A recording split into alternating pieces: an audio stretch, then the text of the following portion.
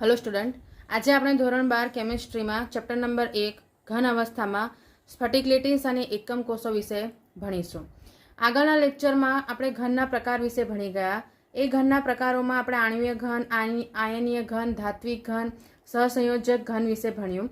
આ બધાની અંદર તમે એક વસ્તુ જોઈ હતી, એમાં અણુઓ અથવા આયનો અથવા તો બિનસ્થાનીકૃત ઇલેક્ટ્રોન હોય અથવા તો સહસંયોજક બંધ બનાવતા પરમાણુઓ હોય, એ બધા કોઈને કોઈ રીતે કોઈ એક નિર્બળ આકર્ષણ બળ, આંતરાણ્વીય આકર્ષણ બળ કે સહસંયોજક બંધ દ્વારા એકબીજા સાથે જોડાય છે।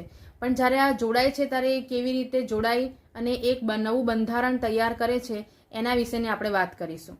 તો એ સમજવા માટે આપણે એક વસ્તુ લઈએ, જેમ કે એક સાદું સિમ્પલ મેં તમને અહીંયા બ્લોક્સ મૂકેલા દેખાય છે। જ્યારે તમે એક સાદા રેગ્યુલર તમારા ઘરના જો ઉદાહરણથી સમજવું હોય તો તમારી ઘરની ટાઇલ્સ, અહીંયા તમે જોઈ શકો છો કે અહીંયા પર્ટિક્યુલર એક સેમ આકાર ધરાવતી અલગ અલગ તમારી પાસે 6 અહીંયા મેં બ્લોક મૂક્યા છે અથવા તો પેપરના ટુકડા મૂક્યા છે। એના દ્વારા તમે દેખી શકો છો કે મેં એને એક પેટર્નમાં તૈયાર કર્યા છે। એટલે કે અહીંયા 3 સીધા છે, 3 નીચે આડા મૂકેલા છે અને અહીંયા તમે એક પર્ટિક્યુલર જોઈ શકો છો કે એક પેટર્ન તૈયાર થઈ છે, જેવી રીતે આપણી ટાઇલ્સમાં હોય છે। જ્યારે ટાઇલ્સ તમે દેખશો તો દરેક ઘરની ટાઇલ્સોમાં વ્યવસ્થિત એને એક પર્ટિક્યુલર એક પેટર્નમાં એમને ગોઠવવામાં આવ્યું છે। આવું જ વસ્તુ સ્ફટિકમાં થાય। જ્યારે તમે એક ઘન પદાર્થમાં અણુઓની ગોઠવણી કરતા હોય છે ત્યારે એનામાં એક પર્ટિક્યુલર ભાત અથવા તો એક પેટર્ન તૈયાર કરવામાં આવે અને એ પેટર્નમાં જેવી રીતે આ ટાઇલ્સને તમે ગોઠવેલી છે એવી રીતે અણુઓને ગોઠવવામાં આવે। હવે જો હું આ વસ્તુઓને હટાવી લઉં તો તમે અહીંયા જોઈ શકો છો કે એની નીચે મેં તમને એક આકાર, એક ડોટ્સ દેખવા મળે છે। એ ડોટ્સ તમને જે દેખવા મળે છે એ તમે કહી શકો છો કે અહીંયા આ જે છે એ તમારી એક ફિક્સ પેટર્ન થઈ।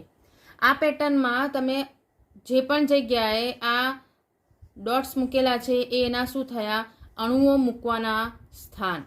અને આ રીતની જે રચના તૈયાર થઈ છે, જેનામાં જ્યારે તમે અણુઓને ગોઠવવા માટે એક નિશ્ચિત પેટર્ન બનાવી દો છો, એક નિશ્ચિત તમે કહી શકો છો કે એક આકાર બનાવવાનો છે, તો એ આકારમાં તમારે આવી રીતે એનામાં બિંદુઓ જે છે, બિંદુઓનો સમૂહ આપણે બનાવ્યો અહીંયા, એ બિંદુઓને અહીંયા ગોઠવવામાં આવે છે।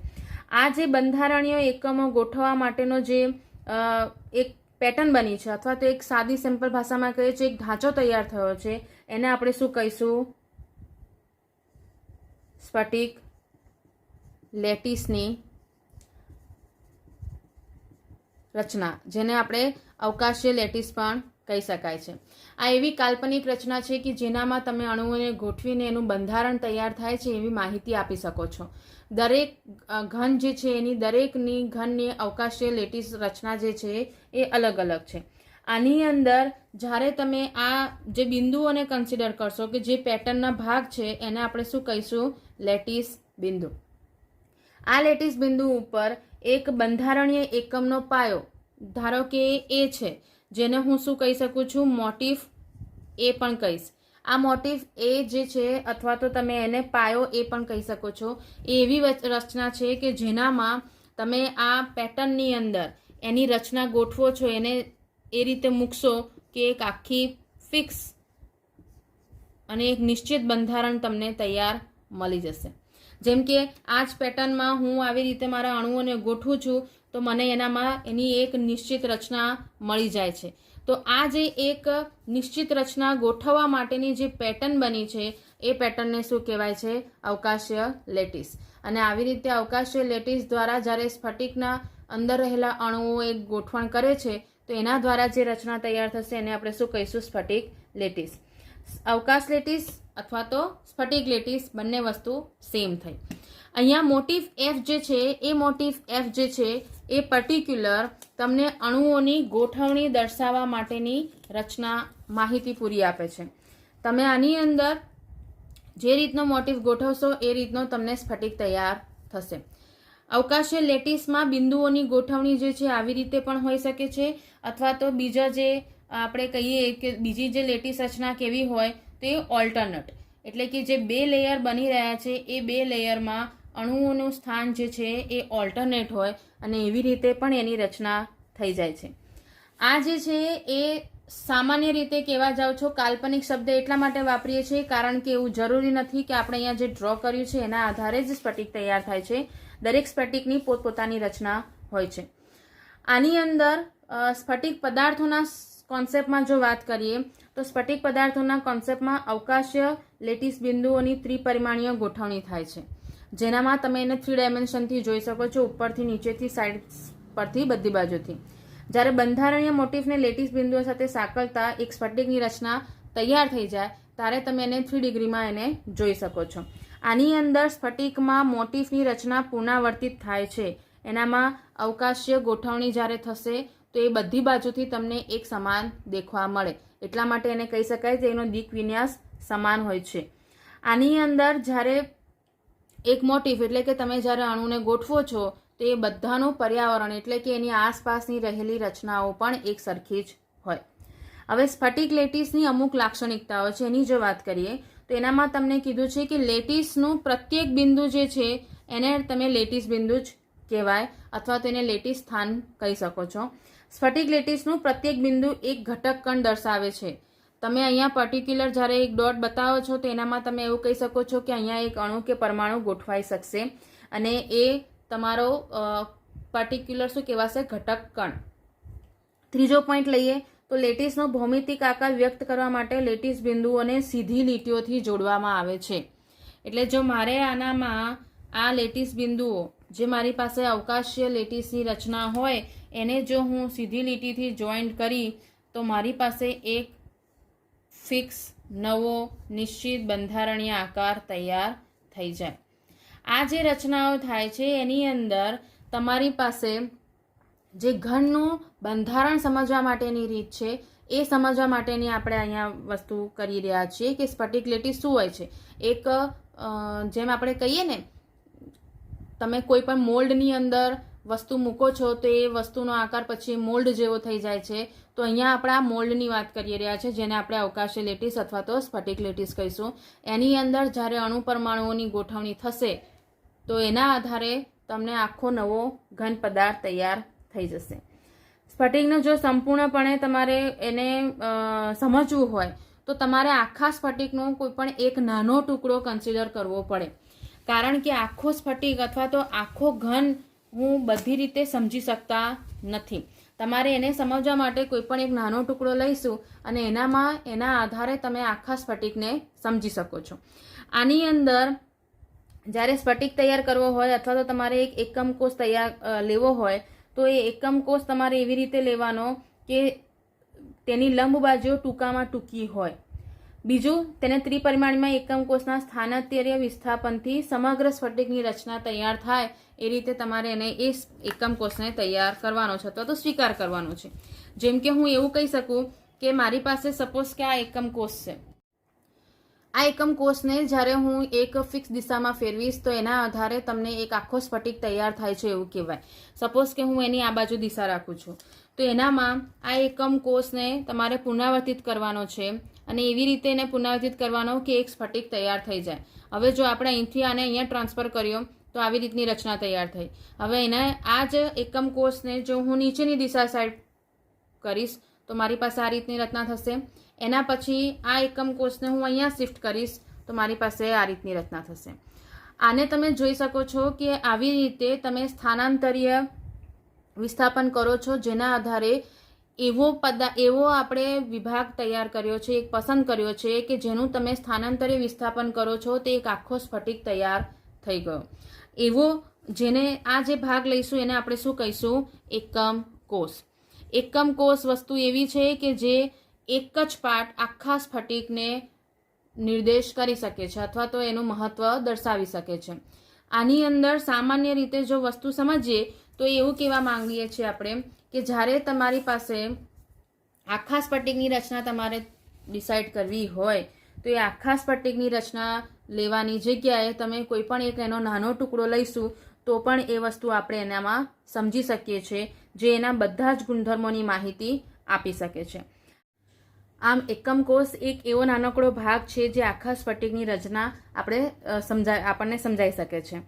એકમ કોષ જે પસંદ કરવો હોય તો એના માટે તમે એને કોઈ પણ આખા સ્ફટિકમાંથી કોઈ પણ જગ્યાએથી એને પસંદ કરી શકો છો. એના આકારો પણ અલગ અલગ હોઈ શકે છે અને એ આકારો જાણવા માટે એની દ્વિપરિમાણીય રચના જો આપણે કન્સિડર કરીએ તો એનામાં એની બાજુની લંબાઈ એ અને બી લઈએ અને એમનેમાં ખૂણો જે મળે છે એ ખૂણો જો તમે લઈ પસંદ બે બાજુઓમાં બનતો ખૂણો જો લઈએ તો એ ગેમા બને છે અને એ ગેમા ખૂણાની આધારે તમને વેલ્યુ અલગ અલગ આકારના એકમ કોષ મળી શકે છે. જેમ કે સપોઝ કે તમારી પાસે એક ચોરસ છે, એ ચોરસની બંને બાજુઓના માપ જો તમે લો છો એ અને બી, એ બે બાજુઓના દ્વારા બનતો ખૂણો જે છે એ શું છે? ગેમા. તો આના આધારે તમને અલગ અલગ આકાર મળી શકે જો એ અને બીની સાઇઝ તમે સરખી લો, જેમ કે એ અને બી બંને સરખા હોય અને ગેમા જે છે એ 60નો હોય તો તમને એનો અલગ આકાર મળી જશે.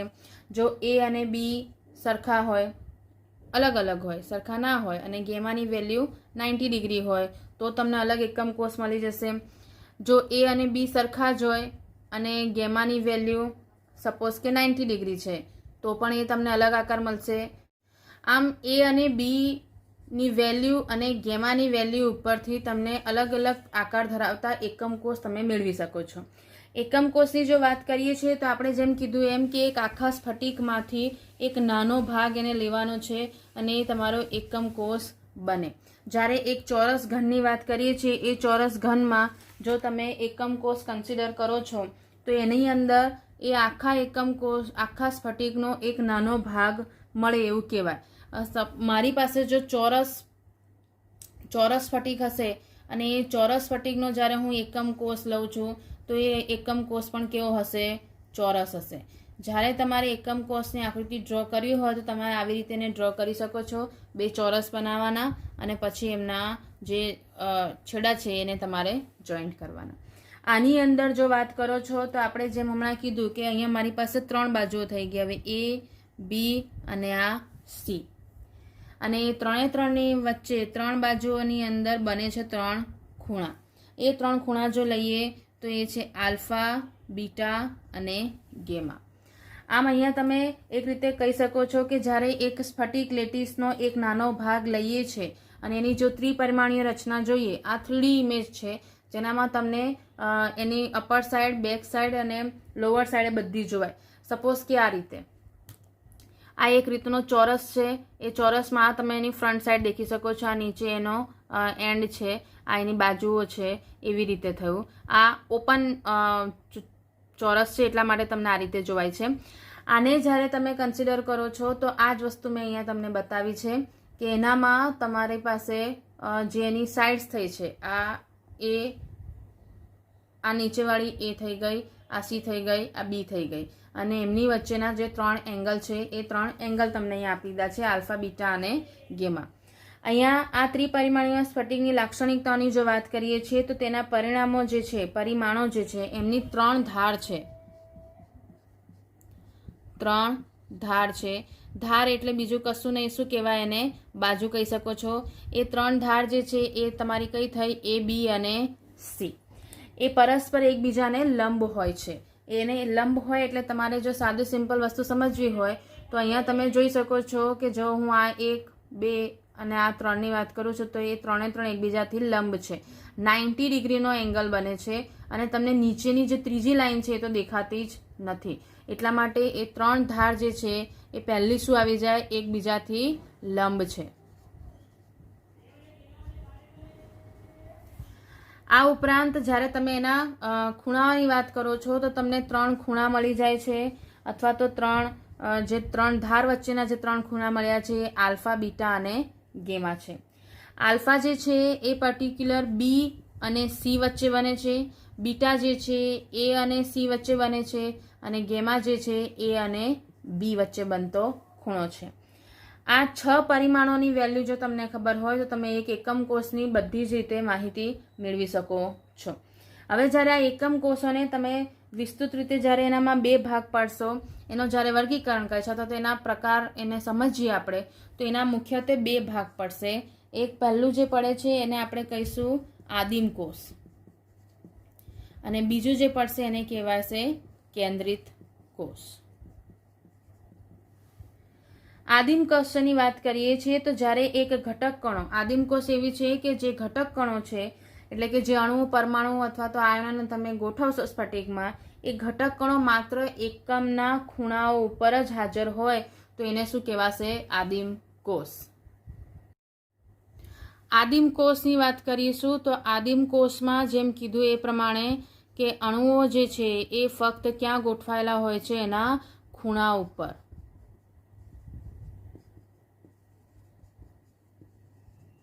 જો એક કોષને સમજીએ આપણે, જો સાદી સિમ્પલ એકમ કોષની જો વાત કરીએ તો સૌથી પહેલાં તમને એના પાર્ટ્સ ખબર હોવા જોઈએ કે એ શું છે. તો જેટલી પણ તમને બાજુઓ દેખાય કોઈ પણ ચોરસની, આ બાજુઓ જે છે એ એની શું કહેવાશે? ધાર કહેવાય. અહીંયા ઊભી આવી જાય અને એના હિસાબે તમે જ્યારે લેવા જાઓ છો તો સૌથી પહેલાં જો લેવા જઈએ કોઈ પણ તો એનામાં ધાર કેટલી આવી જશે? તો તમે દેખી શકો છો, આ ઉપરની 4, નીચેની 4 અને આજુબાજુની, એટલે ધારની સંખ્યા કેટલી થઈ ગઈ? 8. બરાબર છે. એવી રીતે જ્યારે તમે બાજુઓ કન્સિડર કરશો તો એ બાજુઓ કેટલી થઈ જાય? તો આ પહેલી, આ બીજી, આ ત્રીજી, ચોથી, પાંચમી અને સૌથી નીચે એ છે છઠ્ઠી. બરાબર છે. તો કેટલી બાજુઓ થઈ? 6. બરાબર છે. એવી જ રીતે જો ખૂણાઓની વાત કરો તો ખૂણાઓ કેટલા થશે? તો 1, 2, 3, 4, 5, 6, 7 અને આ 8. એટલે ખૂણાઓ કેટલા થઈ ગયા? 8. આ એક સાદા એકમ કોષની રચના છે. જ્યારે એક સ્ફટિકમાંથી તમે એક ચોરસ એકમ કોષ બહાર પાડો છો તો એનામાં આ રીતની રચના થઈ કે જેનામાં તમને શું જોવા મળી જશે? 8 ધાર, ખૂણાઓ 8 અને બાજુઓ 6. આ જે વસ્તુ થઈ છે એ વસ્તુઓની અંદર તમારી પાસે જ્યારે આદિમ કોષની વાત કરીશું તો આદિમ કોષની વ્યાખ્યા એવી આપી હતી કે એનામાં અણુઓ જે છે ફક્ત ક્યાં ગોઠવાયેલા હોય છે? ખૂણાઓ ઉપર ગોઠવાયેલા હોય. તો એને આપણે જો દેખીએ તો એ કેવી રીતની રચના બતાવશે એને આપણે હમણાં જોઈએ. સામાન્ય રીતે જો તમે એક અણુને, આપણે પહેલાં પણ જાણીએ છીએ કે એક અણુ, પરમાણુ કે આયનને તમે એક ગોળાકાર આકાર તરીકે કન્સિડર કરી શકો છો. તો આ ગોળાકાર આકારવાળા અણુને જ્યારે તમે આવી રીતે એકમ કોષમાં ગોઠવશો તો એ ઉપરથી, એટલે કે 3D ઇમેજમાં તમને આ રીતે જોવાય, જેનામાં એ 4 ખૂણા ઉપર અહીંયા ઉપરની સાઈડ અને 4 ખૂણા ઉપર એ નીચેની સાઈડ ગોઠવાયેલા હોય છે. અને આને તમે આદિમ કોષ કહી શકો છો, જેનામાં સાદી સિમ્પલ રચના છે કે બધા જ અણુઓ ફક્ત અને ફક્ત ખૂણા ઉપર જ ગોઠવાયેલા છે. અહીંયા તમને મેં 2 અલગ અલગ કલરથી બતાવ્યા છે, પણ બધા અણુઓ જ્યારે સમાન હોય ત્યારે એક જ પ્રકારનો આકાર અને એક જ પ્રકારની કલર અથવા તો એક જ પ્રકારની રચના દર્શાવતા હોય છે. હવે જ્યારે આદિમ કોષની વાતમાં તો આપણે સમજી લીધું, જ્યારે પણ વસ્તુ યાદ રાખવાની, કોઈ પણ પ્રકારનો કોષ હશે એનામાં ખૂણા ઉપર તો તમને પરમાણુઓ મળશે જ, કારણ કે એ જ બંધારણનો સૌથી પહેલો પાયો બનાવે છે. એટલે તમારી પાસે આદિમ કોષની જ્યારે વાત કરી તો આદિમ કોષમાં તમને ખૂણા ઉપર રહેલા પરમાણુઓની આપણે રચના જોઈ લીધી. હવે આમથી આગળની જો વાત કરીએ તો સેકન્ડ તમારી પાસે હતો, જે સેકન્ડ ભાગ પડતો હતો એ હતો કેન્દ્રિત એકમ કોષ. કેન્દ્રિત એકમ કોષ જે છે એનામાં આદિમ કોષમાં આપણે એવું કીધું કે એ ફક્ત અણુઓ ખૂણા ઉપર ગોઠવાયેલા હોય, પણ કેન્દ્રિતમાં એકમ કોષો જે છે એની અંદર એક કે તેથી વધુ ઘટકો જે છે એ ખૂણાઓ અથવા બાજુઓ અથવા તો ધાર ઉપર ગોઠવાયેલા હોય. એના આધારે એમની જે ઘટક કણો છે એમની ગોઠવણના આધારે કેન્દ્રિત એકમ કોષ જે છે એ 3 ભાગમાં વિભાજિત થયો, જેનામાં સૌથી પહેલાની જો વાત કરીએ તો એ છે અંતઃકેન્દ્રિત એકમ કોષ. આ અંતઃકેન્દ્રિત એકમ કોષની જો વાત કરીએ તો એની અંદર ઘટક કણો જે છે એ ખૂણાઓ ઉપર તો ગોઠવાયેલા છે, તે છતાં પણ એના કેન્દ્રની અંદર એક ઘટક કણ રહેલો છે. મતલબ કે ખૂણા ઉપર બી છે અને એક ઘટક કણ જે છે એ ક્યાં છે? કેન્દ્રમાં. તો એની રચના જો આપણે જોઈએ તો હમણાં જેમ આદિમ કોષમાં ફક્ત ખૂણા ઉપર હતો, પણ એની જગ્યાએ હવે એક ઘટક કણ ક્યાં હશે? એ હશે કેન્દ્રમાં. આ થઈ આદિમ કોષની રચના. બરાબર, કે જેની અંદર ઘટક કણો જે છે એ ફક્ત ખૂણા ઉપર ગોઠવાયેલા છે, પણ હવે એક જે છે એક જે કણ છે એ ક્યાં ગોઠવાયેલો છે? કેન્દ્રમાં. તો એ ઘનના સેન્ટર પોઈન્ટમાં તમને જોવા મળી જશે. તો અહીંયા તમે જોઈ શકો છો, જો આને થોડુંક ઓપન કરું તો એક જે ઘટક કણ હશે એ ક્યાં હશે? ઘનના અથવા તો એકમ કોષના સેન્ટર પોઈન્ટમાં હશે અને બાકીના જે પરમાણુઓ છે એ ક્યાં ગોઠવાયેલા હશે? તો આ ખૂણા પર હશે. અહીંયા ઉપર 4 અને નીચે 4 અને વચ્ચે એક સેન્ટરમાં. આ થયું તમારું અંતઃકેન્દ્રિત જે છે એની એકમ કોષની રચના, કે જેની અંદર જે પરમાણુઓ જે છે એ ખૂણા ઉપર તો છે જ, પણ એ ઉપરાંત એક સેન્ટરમાં પણ એક પરમાણુ ગોઠવાયેલો છે. હવે જ્યારે બીજાની વાત કરીએ તો એ છે ફલક કેન્દ્રિત એકમ કોષ.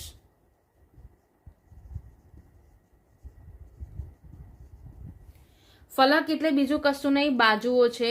એને તમે બીજી ભાષામાં બાજુ પણ કહી શકો છો. તો અહીંયા જ્યારે ફલક કેન્દ્રિતની વાત કરીએ તો એનામાં ખૂણા ઉપર તો પરમાણુઓ છે જ, એટલે કે પરમાણુ, અણુ કે આયન જે પણ હોય એ ખૂણા ઉપર તો છે, પણ એ ઉપરાંત દરેક ફલકના કેન્દ્રમાં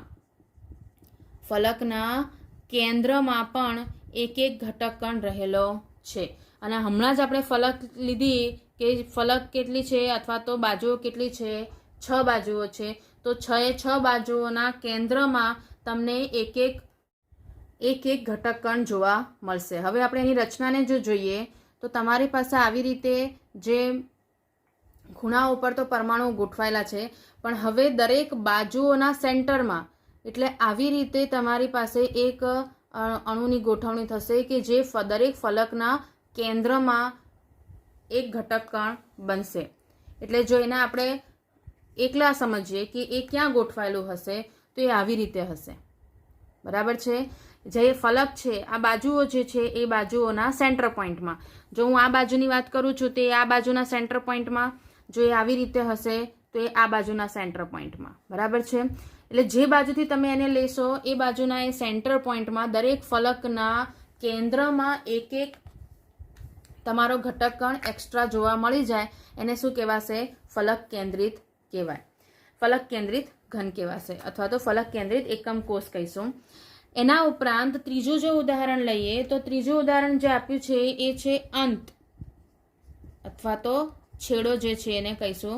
એ અંત કેન્દ્રિત એકમ કોષ છે, જેની અંદર પરમાણુઓ જે છે અથવા તો અણુ આયનો જે છે એ ખૂણા ઉપર તો છે, પરંતુ એનામાં બીજો જે એક ઘટક કણ જે છે એ એકબીજાથી વિરુદ્ધ ફલક ઉપર જોવા મળે છે.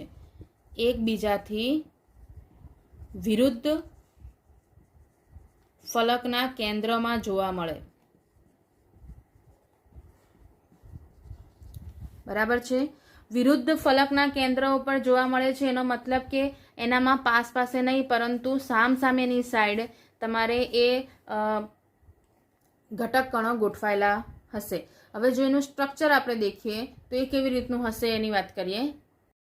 અંત અથવા તો છેડા કેન્દ્રિત એકમ કોષની રચનાની જો વાત કરીએ તો આપણે જેમ કીધું કે ખૂણા ઉપર તો પરમાણુ ગોઠવાયેલા હોય છે, પણ બીજો જે ઘટક કણ છે એ બે વિરુદ્ધ દિશાની ફલકમાં ગોઠવાયેલો હોય. વિરુદ્ધ દિશાની ફલક કઈ થાય? આ ઉપરની, તેની વિરુદ્ધ થાય નીચેની. જો આ જમણી સાઈડની અને ડાબી સાઈડની એકબીજાની વિરુદ્ધ થાય.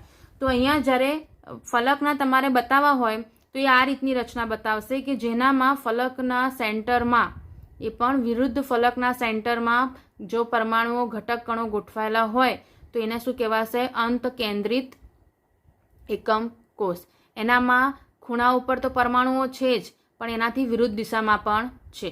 જો અહીંયા આપણે ઉપર કન્સિડર કરીશું તો બીજો કોષ ક્યાં હશે? બીજો જે ઘટક કણ હશે એ ક્યાં હશે? એ નીચેની સાઈડ હશે, એની વિરુદ્ધ દિશામાં હશે. આમ તમે જોઈ શકો છો કે આ ત્રણ જે કેન્દ્રિત એકમ કોષો જે છે એ કેન્દ્રિત એકમ કોષોમાં તમને 3 પ્રકાર મળ્યા: અંતઃકેન્દ્રિત, ફલક કેન્દ્રિત અને અંત કેન્દ્રિત એકમ કોષો. આની તમને દ્વિપરિમાણીય અથવા તો 2 ડિગ્રી ઇમેજ કહી શકો છો, એ તમારી બુકમાં તમને દોરીને આપી જ છે, કે જેનામાં પણ તમે એ વસ્તુ જોઈ શકો છો કે કેવી રીતે આ કેન્દ્રિત એકમ કોષોના પરમાણુઓ ગોઠવાયેલા હોય છે. હવે આગળ જો વાત કરીએ તો આ સ્ફટિકોના જ્યારે અભ્યાસ કરવામાં આવ્યા અને એમની અંદરને જે અલગ અલગ આકાર, એમની અંદરની અણુઓની અલગ અલગ ગોઠવણી, એ બધાના પરથી એક તારણ કાઢવામાં આવ્યું કે જેનામાં આ જે સ્ફટિકો જે છે એ પર્ટિક્યુલર 7 નિયમિત આકારોમાંથી કોઈ પણ એકમાં એમનો સમાવેશ થઈ શકે છે એવું કહી શકાય. આની અંદર 7 એવા આકાર આપી દીધા છે કે જેનામાંથી કોઈ ને કોઈ દરેક, એટલે જ્યારે કોઈ પણ ઘન પદાર્થનું બંધારણ તમે જોશો તો એ આ 7 સ્ફટિક પ્રણાલીમાંથી કોઈ એક જ પ્રકારનો હશે એવું એને કહી શકાય. ફ્રેન્ચ ગણિતશાસ્ત્રી બ્રેવિસ નામના વૈજ્ઞાનિકે આ સ્ફટિકોના આધારે, આ 7 સ્ફટિકોના આધારે એવું કીધું છે કે માત્ર 14 જ શક્ય ત્રિપરિમાણીય લેટિસો છે. જ્યારે તમે આ સ્ફટિક પ્રણાલી જોશો એમનામાંથી શક્ય વિચલન થઈને 14 પ્રકારની જ રચનાઓ તમને જોવા મળશે, જેને બ્રેવિસ લેટિસ કહેવામાં આવ્યા. આ એકમ કોષોને જ્યારે આ 7 સ્ફટિક પ્રણાલીમાં આપણે વિભાજિત કરીશું તો તમારે એની અંદર એને શક્ય વિચલન જોવા મળશે. એમની અંદરની જે ડિફરન્સ મળ્યા છે, એટલે કે એમની ધારની લંબાઈઓ જે છે, એમના જે ખૂણાઓ છે, એ ખૂણાઓનો જે તફાવત છે એ તફાવત તમને ત્યાં જોવા મળશે. અને આ જે 7 સ્ફટિક પ્રણાલીઓ છે એ 7 સ્ફટિક પ્રણાલીના સવાલો તમને પૂછાતા રહેશે. એટલે તમારે એને ચોપડીમાં પણ કોઠો આપ્યો છે, અહીંયા પણ હું તમને સમજાવી દઈશ, તો એને વ્યવસ્થિત ધ્યાનપૂર્વક સમજીને તૈયાર કરવા.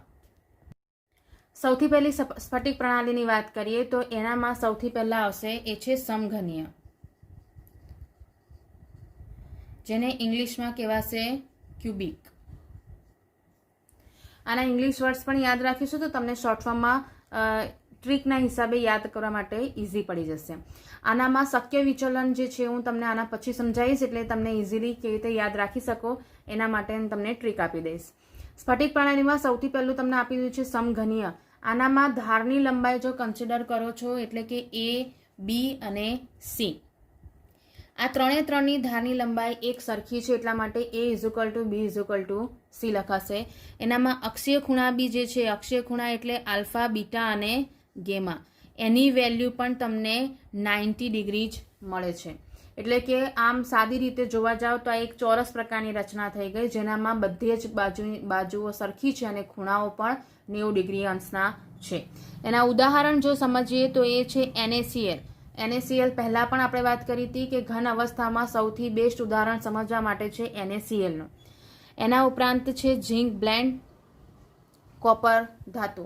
આ એવા ઉદાહરણ છે જેની અંદર ધારની લંબાઈ એટલે કે બધી જ બાજુઓ અને અક્ષીય ખૂણાનું માપ સરખું છે. સેકન્ડ જો વાત કરી લઈએ તો એ છે ટેટ્રાગોનલ. એનું ઇંગ્લિશ નામ પણ ટેટ્રાગોનલ જ છે અને ગુજરાતી નામ પણ એ જ છે. ગુજરાતી નામ છે ચતુષ્કોણીય.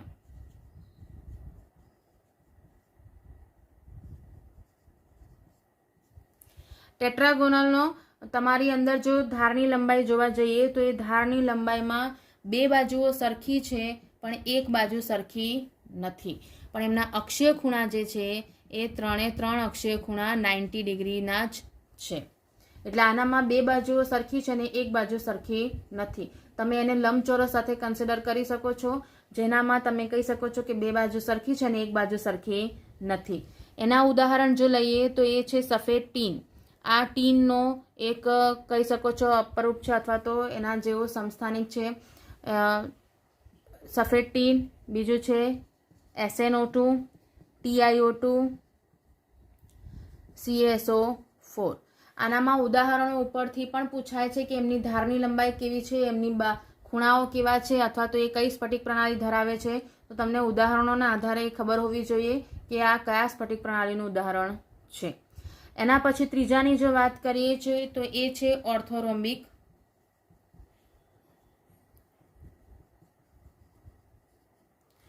ઓર્થોરોમ્બિકની અંદર 3 બાજુઓ જે છે એ એક સરખી નથી, પણ એમના અક્ષીય ખૂણાઓ જે છે એ એક સરખા એટલે કે 90 ડિગ્રીના જ છે. આના ઉદાહરણમાં લેવા જઈએ તો એ છે રોમ્બિક સલ્ફર. આ પણ એક સલ્ફરનો અપરૂપ છે અથવા તો એનો પ્રકાર કહી શકો છો. બીજું છે KNO3, પોટેશિયમ નાઇટ્રેટ અને બેરિયમ સલ્ફેટ. આ જે છે એ તમારા થયા ઓર્થોરોમ્બિક. ધ્યાન રાખવાનું છે કે આની અંદર 3 બાજુઓ એક સરખી નથી. હવે આ 3ને તમારે યાદ રાખવું હોય તો દેખો આસાન પડે છે કે જેનામાં તમે એવું કહી શકો છો કે 3 અક્ષીય ખૂણાઓ 90 ડિગ્રીના જ છે અને 3 ખૂણાઓ સરખા છે. Alpha beta gamma is equal to 90 degree same આવ્યું. અને પેટર્નમાં યાદ રાખી લેવાનું કે પહેલાં 3 સમાન બાજુઓ, પછી એક અસમાન, પછી બધી જ અસમાન. તો આ 3નું કોમ્બિનેશન તમે લઈ શકો છો એક સાથે યાદ રાખવા માટે. એવી રીતે જ્યારે ચોથાની વાત કરીએ તો એ છે રોમ્બોહાઇડ્રલ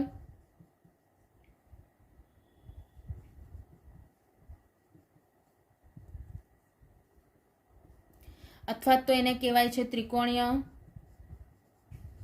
અથવા તો એને જ કહેવાય છે ટ્રાયગોનલ.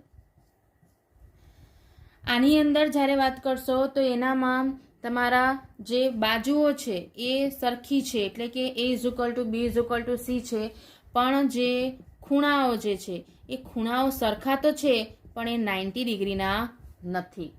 એના ઉદાહરણ જો લઈશું તો એ છે કેલ્સાઇટ, જેને તમે કેલ્શિયમ કાર્બોનેટ પણ કહી શકો છો, અને બીજું છે સિને12, જેને આપણે મર્ક્યુરી સલ્ફાઇડ પણ કહી શકીએ છીએ.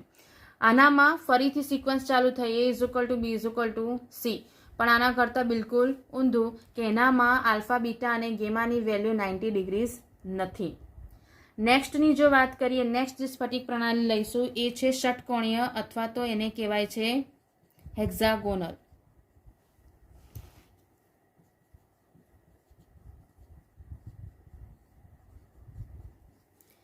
આ સ્ફટિક પ્રણાલીમાં તમારી પાસે જે બાજુઓનું માપ છે એ બાજુઓનું માપ તમારું કેવું થઈ જશે? એક બરાબર નથી. સેમ સિક્વન્સ, પહેલાં 3 બરાબર, પછી એક બરાબર નથી. એની અંદર આલ્ફા અને બીટા સેમ છે પણ એનું માપ 90 ડિગ્રી છે, જ્યારે ગેમા જે છે એ 120 ડિગ્રીનો માપ ધરાવે છે. એના ઉદાહરણમાં તમારી પાસે છે ગ્રેફાઇટ, ઝિંક ઓક્સાઇડ અને કેડમિયમ સલ્ફાઇડ. આ જે છે ઉદાહરણો, એની અંદર બાજુઓમાં એક બાજુનું માપ સરખું નથી, બે ખૂણાનું માપ 90 ડિગ્રી છે અને ત્રીજા ખૂણાનું માપ 120 ડિગ્રી છે. હવે આ થયા તમારી 5 પ્રણાલી. 5 પ્રણાલીમાં તમે દેખી શકો છો પેટર્ન બની રહી છે કે અહીંયા પહેલા 3નું જે માપ હતું એ જ હવે રિપીટ અહીંયા થશે કે પહેલાં 2 સરખી, 3 સરખી, પછી 1 સરખી નહીં અને પછી 3 સરખી નહીં. નેક્સ્ટની જો વાત કરીએ, નેક્સ્ટ જો સ્ફટિક પ્રણાલી લઈએ એ છે મોનોક્લિનિક.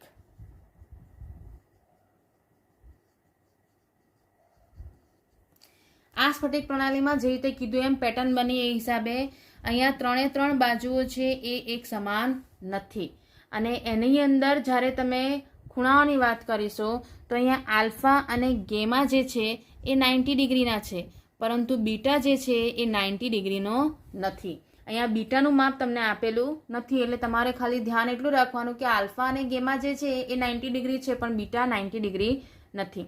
આ મોનોક્લિનિક સ્ટ્રક્ચરના ઉદાહરણ જો સમજીએ તો એ તમને આપી દીધું છે મોનોક્લિનિક સલ્ફર. જેમ રોમ્બિક સલ્ફર હતું એ રીતે મોનોક્લિનિક સલ્ફર છે, અને બીજું તમને આપી દીધું છે એ છે સોડિયમ સલ્ફેટનું ઉદાહરણ. આ જે છે એની અંદર 3 બાજુઓ સરખી નથી અને બે ખૂણા સરખા છે પણ એનું માપ 90 ડિગ્રી છે, અને ત્રીજો ખૂણો છે એનું માપ 90 ડિગ્રી નથી. ત્રીજું છેલ્લી લાસ્ટ પ્રણાલી થઈ ગઈ, એટલે કે 7મા નંબરની એ થઈ છે ટ્રાયક્લિનિક. જેને જો ઉદાહરણ બાજુ લઈએ તો એ એમાં બધા કરતાં અલગ આવી ગયું કે અહીંયા 3 બાજુઓ સરખી નથી, 3 ખૂણાઓ સરખા નથી, અને એ પણ 90 ડિગ્રીના પણ નથી. અને એના ઉદાહરણ જો લઈએ તો એ છે પોટેશિયમ ડાયક્રોમેટ, કોપર સલ્ફેટ, એ પણ સજળ સ્વરૂપ આપ્યું છે એનું, અને બીજું આપી દીધું છે બોરિક એસિડ. આ જે છે ઉદાહરણો જે દર્શાવે છે કે એનામાં ધારની બાજુઓ પણ લંબાઈ પણ સરખી નથી, અને એમની અંદરના જે ખૂણાઓ છે 90 ડિગ્રીના પણ નથી. આમ તમે જો કન્સિડર કરો તો એ 7 પ્રણાલી તમારી પાસે થઈ. એ 7 સ્ફટિક પ્રણાલીઓ જે છે એ 7 સ્ફટિક પ્રણાલીમાં તમારે એના બાજુઓની લંબાઈ, એમના અક્ષીય ખૂણા અને એમના ઉદાહરણ તમારે યાદ રાખવા પડશે. હવે આપણે જો આનામાં જે બાકી રાખ્યું તેની જો વાત કરીએ એ છે શક્ય વિચલન, જેના આધારે 14 બ્રેવિસ લેટિસ તમારી પાસે મળે છે. તો એને આપણે દેખીશું એ કેવી રીતે તૈયાર કરવાની છે તે. હવે આપણે નેક્સ્ટ જોઈ લઈએ, એ છે શક્ય વિચલન. આપણે જે 7 સ્ફટિક પ્રણાલી દેખી છે એ 7 સ્ફટિક પ્રણાલી મેં અહીંયા લખી કાઢી છે. ક્યુબિક એટલે કે સમઘન્ય, જેનું શોર્ટ તમે લખી શકો છો C. ચતુષ્કોણીય એટલે કે ટેટ્રાગોનલ, એનો T. ઓર્થોરોમ્બિકનો O. ટ્રાયગોનલ અથવા તો ત્રિકોણીય જે હતો એનો T. હેક્ઝાગોનલ એટલે કે ષટકોણીય, એનો H. મોનોક્લિનિકનો M અને ટ્રાયક્લિનિકનો T. તો તમે એને યાદ રાખી શકો છો CTO, TH and T. આના આધારે તમારી 7 પ્રણાલી સ્ફટિક પ્રણાલી તૈયાર થઈ જાય. તમે એનામાં બાજુઓના માપ પણ જોઈ શકો છો, એનામાં પણ પેટર્ન બની જાય છે અને ખૂણાઓના માપમાં પણ પેટર્ન બને છે. તો યાદ રાખવા માટે એ ટ્રીક ઇઝી બની જાય. તમારે ખાલી એના જૂથ બનાવવાના છે કે કયા 3ને મારે યાદ રાખવાના છે જે સેમ લક્ષણ ધરાવતા હોય તે. હવે જ્યારે શક્ય વિચલનની વાત કરીએ તો એનામાં એવું કીધું છે કે જ્યારે તમે આવી રીતનું તમારી પાસે જેમ એકમ કોષના આપણે 4 પ્રકાર ભણ્યા હતા એ 4 પ્રકારમાં મેં અહીંયા લખી કાઢ્યા છે: આદિમ, અંતઃકેન્દ્રિત, ફલક કેન્દ્રિત અને અંત કેન્દ્રિત. જ્યારે આ 7 સ્ફટિક પ્રણાલીઓનું વિચલન થાય એટલે કે એનામાં જો તમે અણુઓની ગોઠવણીમાં હેરફેર કરો છો તો એના આધારે તમારે આ 4માંથી કોઈ પણ 1માં, 2માં, 3માં કે 4માં અલગ અલગ પ્રકારે વિચલન થઈ અને એનામાંથી આ જ માપ બાજુઓના અને ખૂણાઓના માપના આધારે જ અણુઓની ગોઠવણી આ 4 પૈકી કયામાં હશે એ એનું શક્ય વિચલન કહેવાય. તો એ તમારે યાદ રાખવાનું છે અને એ જ 14 બ્રેવિસ લેટિસ તૈયાર કરશે. તો સૌથી પહેલાં ક્યુબિકની વાત કરીએ તો અહીંયા આપણે એને ટીક માર્ક કરીશું કે એ કયા પ્રકારનું શક્ય વિચલન દર્શાવી શકે છે અને પછી હું તમને એની ટ્રીક કહી દઉં કે એ યાદ કેવી રીતે રખાશે તે. આ દેખતા જ તમને ખબર પડી જશે કે એને યાદ કેવી રીતે રાખવાનું એ ઇઝી પડી જશે.